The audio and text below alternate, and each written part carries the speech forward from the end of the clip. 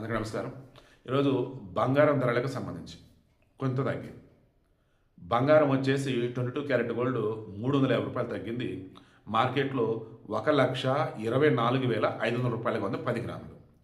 Then 24 carat gold ₹380 తగ్గింది. మార్కెట్లో 1,35,880 ఉంది 24 క్యారెట్ గోల్డ్ 10 గ్రాములు. కమింగ్ టు వెండి. వెండి కూడా ₹4,000 తగ్గింది. మార్కెట్లో వచ్చేసి ₹2,50,000 ఉంది వెండి వచ్చేసి.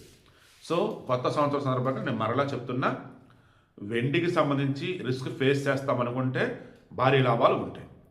రిస్క్ ఫేస్ చేస్తాం అంటే దాని అర్థం ఏంటి? ఒకసారి డమాల రేట్లు పడిపోతాయి. బట్ వెయిట్ చేయగలిగితే మరలా రేట్లు పెరిగినప్పుడు అమ్ముకోవచ్చు. ఓకేనా? అది రిస్క్ ఏమొద్దు మాస్టర్, మాకు కూల్గా ప్రాఫిట్లు కావాలి అండ్ భవిష్యత్తులో వచ్చేసి మా పిల్లలకి బెస్ట్ వేలో ఆస్తులు ఇవ్వాలి మేము అనుకుంటే బంగారం కొని పెట్టుకోండి, లేదా మంచి ల్యాండ్స్ అన్నట్టు. ఓకే, ల్యాండ్ వచ్చేసి ఎంత అమ్ముడు పోయి అమ్ముడు బాగా రేట్ వచ్చి రాక.